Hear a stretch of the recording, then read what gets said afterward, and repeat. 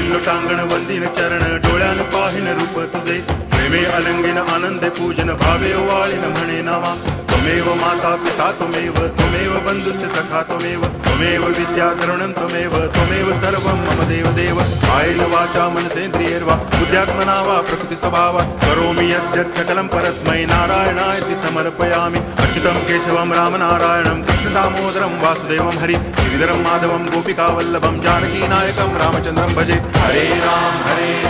Ram Ram Hare Hare Hare Krishna